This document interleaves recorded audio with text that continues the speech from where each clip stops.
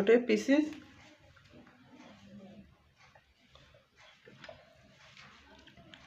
हलवाई की दुकान पे ये मिलता है।